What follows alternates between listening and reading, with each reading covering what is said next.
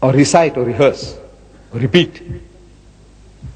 And our Nabi Kareem sallallahu alaihi wasallam, being an ummi, he says, Ma ana biqari.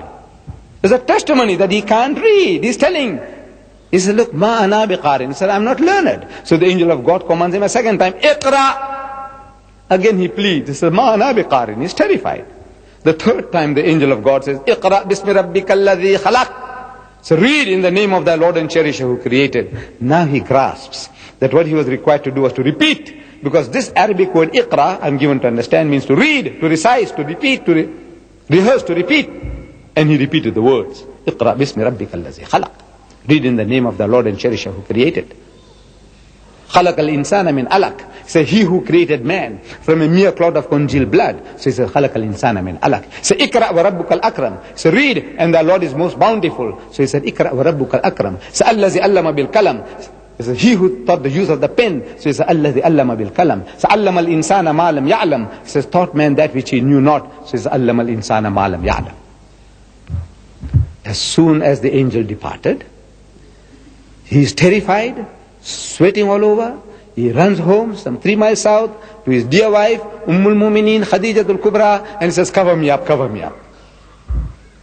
When he gets out of his excitement, he explains to her what he had seen and what he had heard.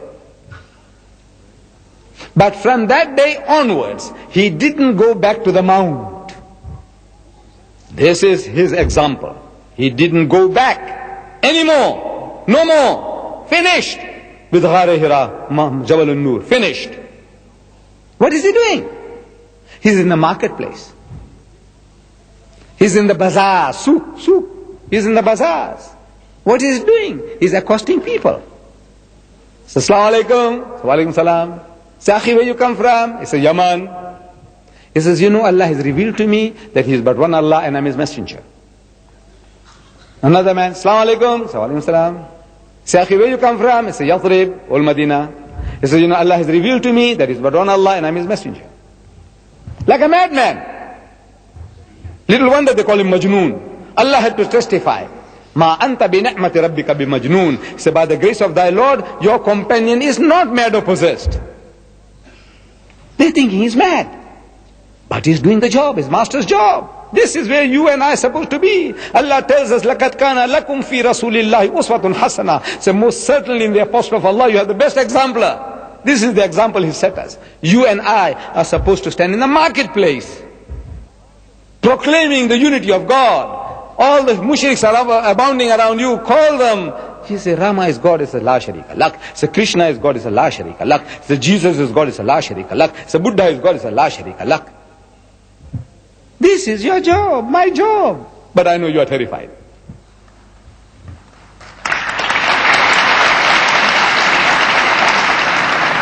You are terrified. Me too. I'm telling you, it's a terrifying thing. You know, today nobody will stone you. Wallah, if you did that, nobody will hurt you physically.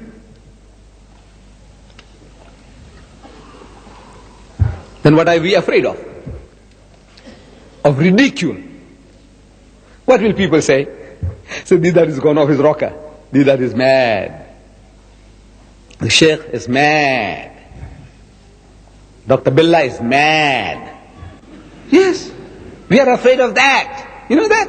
We are terrified. People will call us mad. Thinking maybe you had a little tipsy. You might have taken something to drink or have taken some drugs.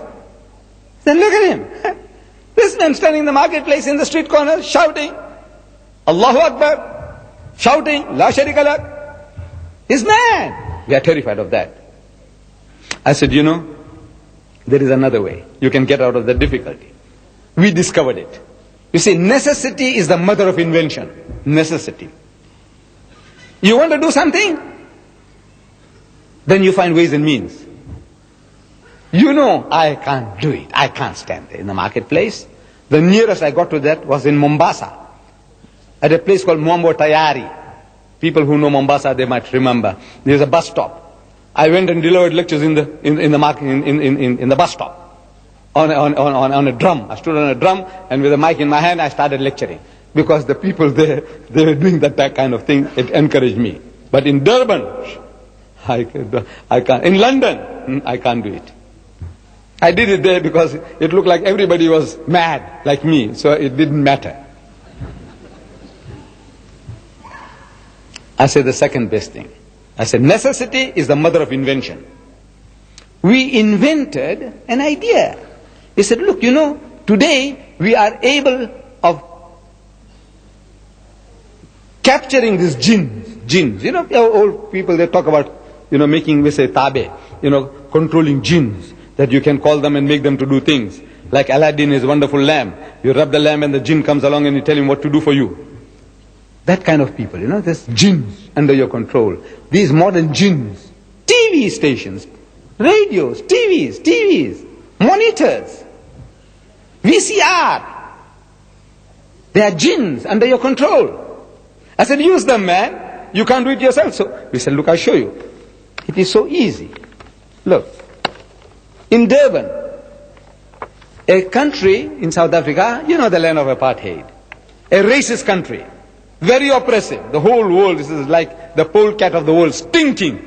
That nation stinks. My nation stinks. But that nation gives me this freedom. Look at this.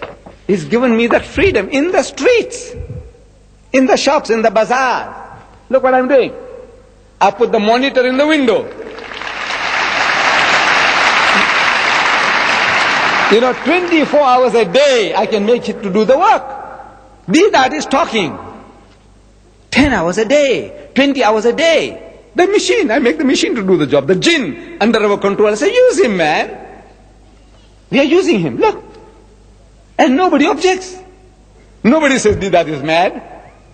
Nobody says, because I'm not there. But I'm doing the job in the marketplace. That's outside. It's outside because inside the place is full.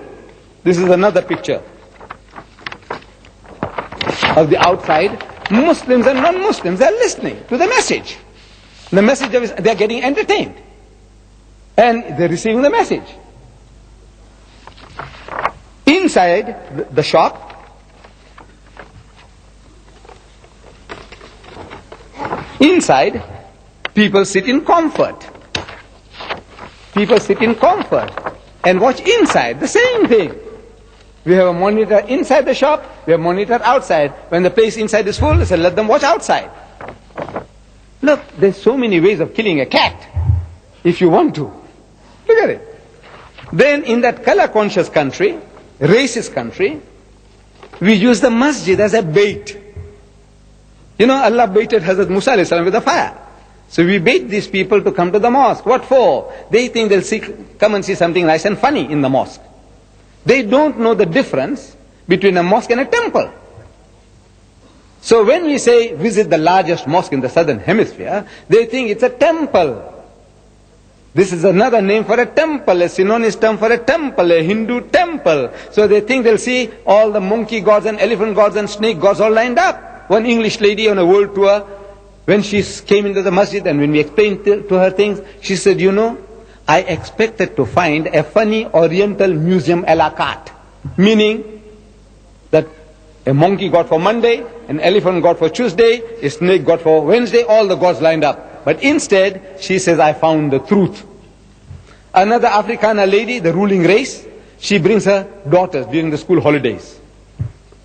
And she looks around the mosque and she is disappointed. What she came looking for? She says, where are the cows? Cows, bakara, milking cows. Cows. I said, madam, have you lost your cows? She said, no. I promised to show them to my daughters. I said, madam, you have come to the wrong place. So she said, but I promised them. I said, madam, is that my fault? You promised to show cows in the mosque?